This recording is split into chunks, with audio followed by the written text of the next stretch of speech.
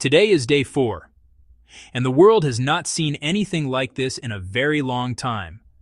Right now, as you watch this, American and Israeli warplanes are still in the skies over Iran.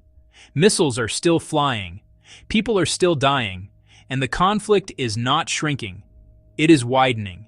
New fronts are opening every few hours. New targets are being hit. New countries are being drawn in. And nobody, not Trump, not Netanyahu, not the Pentagon, not any intelligence agency on Earth, can tell you with certainty where this ends. Let me walk you through exactly what has happened since Saturday morning, minute by minute, development by development, because the pace of this thing is extraordinary and most people are only catching fragments of it. It started in the early hours of Saturday, February 28th. B-2 stealth bombers lifted off. Carrier-based jets left their decks.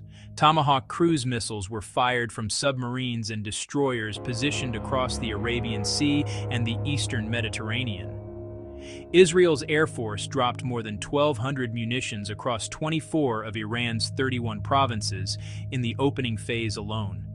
Think about that number. 24 provinces. This wasn't a targeted strike on a single facility. This was a nationwide, simultaneous campaign against everything the Iranian military state had built. Its nuclear infrastructure, its missile sites, its naval bases, its intelligence ministries, its IRGC command centers, and its top leadership. Iranian state media confirmed that Supreme Leader Ayatollah Ali Khamenei, 86 years old, was killed in airstrikes targeting his office in Tehran. An Iranian state broadcaster delivered the news in tears. On March 2nd, Khamenei's wife was also confirmed to have died of injuries sustained in the same strike. Iran moved fast to fill the vacuum. The country established a 3-person temporary leadership council to govern under Islamic law, while a panel of Shia clerics works to choose a new supreme leader. Iranian cleric Alireza Arafi, one of the council members, made his first public statement saying he hoped a new leader would be appointed quickly. But make no mistake, the political future of Iran is now genuinely uncertain for the first time in over 3 decades. Iran's military response has been relentless. The IRGC launched attacks on 27 American military bases across 9 countries simultaneously: Bahrain, Iraq, Jordan, Kuwait, Oman, Qatar, Saudi Arabia, and the UAE. An Iranian drone also struck a runway at a British military base in Cyprus. The numbers of what the Gulf states have been absorbing are staggering. Kuwait alone intercepted 178 ballistic missiles and 384 drones. The UAE intercepted 169 missiles out of 182 detected, with the rest landing in the sea, and intercepted 645 drones, with 44 hitting within UAE territory. Bahrain intercepted 70 missiles and 76 drones. These are not small numbers. These are the kinds of numbers that in any previous era would have constituted a full-scale war between nations. 2 ballistic missiles struck the Al Udeid military base in Qatar, where American forces are stationed. Qatar's Civil Aviation Authority suspended all air navigation indefinitely. Qatar Airways grounded all flights. All schools moved to remote learning. Public Ramadan gatherings were suspended. The U.S. Embassy in Riyadh came under attack from 2 drones, causing a limited fire and minor damage. The U.S. Embassy in Kuwait was also hit on Sunday and Monday. Americans across the region were told to shelter in place. "Do not come to the embassy," the U.S. mission in Saudi Arabia posted. Millions of American citizens living and working across the Gulf suddenly found themselves in the middle of something that was never supposed to reach them. In one of the most shocking incidents of the conflict so far, Kuwait mistakenly shot down 3 American F-15E Strike Eagles during a combat mission. All crew members safely ejected. Friendly fire. 3 of the most advanced fighter jets America operates, shot down by an ally in the fog and chaos of a rapidly expanding war. The death toll as of this morning is climbing fast. The total number of people killed in Iran from the U.S.-Israeli strikes has now risen to 787. 6 American service members have been killed, all Army soldiers, all from the same logistics unit, killed in Kuwait. 11 people have been killed in Israel. Deaths have been reported in the UAE, Kuwait, and Bahrain. And then there is the school. Iran's foreign ministry spokesperson confirmed that 158 students were killed at an elementary school in the city of Minab in southern Iran. Iran blames Israel for the strike. The Israeli military told reporters it is not aware of its forces operating in that area. The U.S. Central Command said it was looking into the reports. The UN's education agency, UNESCO, has already declared the bombing of a primary school a grave violation of humanitarian law.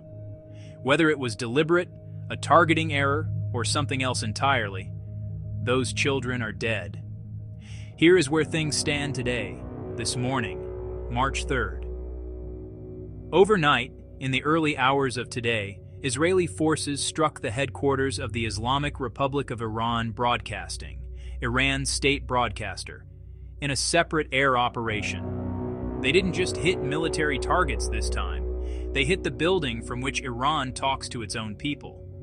Knocking out a country's state media in wartime is a message. We can reach everything. Video footage released by Iran International showed the IRGC Malik Ashtar building in Tehran completely destroyed following a joint U.S.-Israeli missile strike on the capital. According to Al Arabiya, Israeli special forces, including Mossad operatives, carried out a ground operation inside Iran overnight, the first reported ground incursion of the conflict. Israeli authorities gave no public response to that report. Israel has also launched a new ground incursion into southern Lebanon, intensifying air attacks there as Hezbollah fires rockets in retaliation for Khamenei's death. Israeli strikes on Lebanon have killed at least 50 people in the past 24 hours. A second front is now active and escalating. Iran is now striking energy infrastructure across the Gulf, and the IRGC has formally announced the closure of the Strait of Hormuz, one of the most consequential acts in this entire conflict. The Strait of Hormuz is the narrow waterway through which roughly a fifth of the world's oil flows every single day. If Iran can enforce that closure, even partially, the global economy will feel it in ways that go far beyond rising gas prices. What are the leaders saying right now? Trump is doing rounds of media. He told reporters this was our last best chance to strike to eliminate the threats posed by the Iranian regime. He says Iran was building a ballistic missile program designed to shield its nuclear weapons development, and that this posed a clear, colossal threat to America and its forces overseas. But here's the thing that is making even some of his own allies uncomfortable. Pentagon briefers acknowledged to congressional staff that Tehran was not planning to attack U.S. forces or bases in the region unless Israel attacked first. There was no imminent Iranian attack on America. Senator Mark Warner, the top Democrat on the Senate Intelligence Committee, said it plainly. There was no imminent threat to the United States. The threat, he said, was to Israel.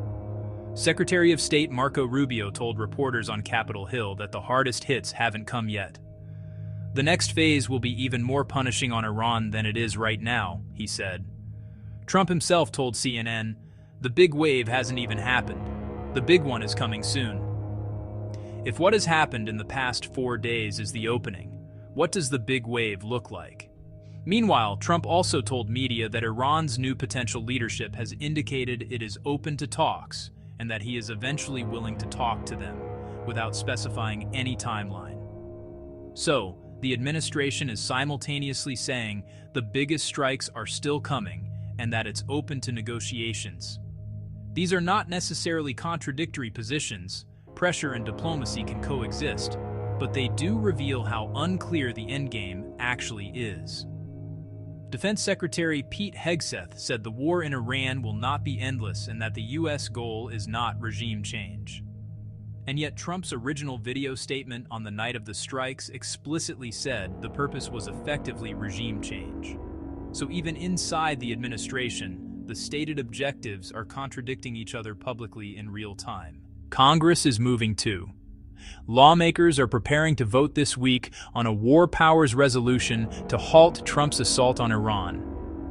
Trump launched this operation without a vote in Congress, without a formal declaration of war.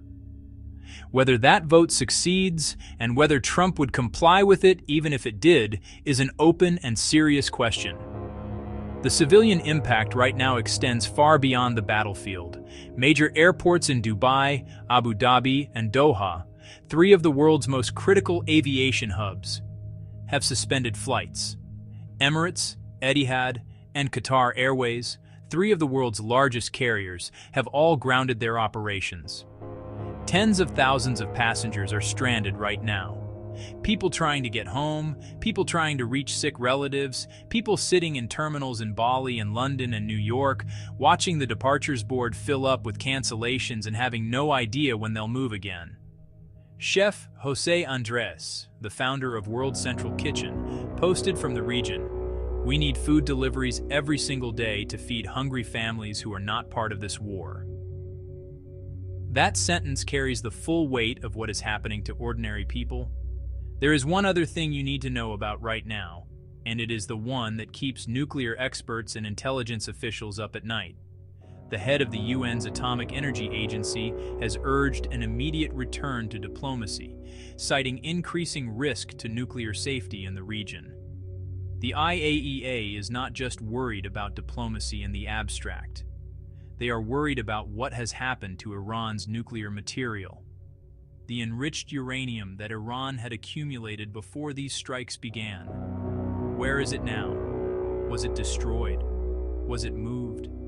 Is it in bunkers that haven't been hit? And as this conflict escalates, as Iran faces potential regime collapse, as command and control structures fragment, who has their hands on that material right now? Nobody has given a clear public answer to that question, and the silence around it is the loudest thing in the room. This is day 4. The strikes are continuing. The missiles are still flying. The death toll is rising by the hour. New fronts are opening. The Strait of Hormuz is officially closed. The biggest American military operation in the Middle East in over 20 years is still in its early stages, according to the people running it. And somewhere in all of this, in the rubble of Tehran, in the bomb shelters of Tel Aviv, in the grounded airports of Dubai, in the grief of a city called Minab, are the human beings who are living through history that the rest of us are watching on screens. Pay attention. This is moving fast, and it matters to every single person on this planet. I'll be back with an update the moment anything significant breaks. Subscribe so you don't miss it. See you soon.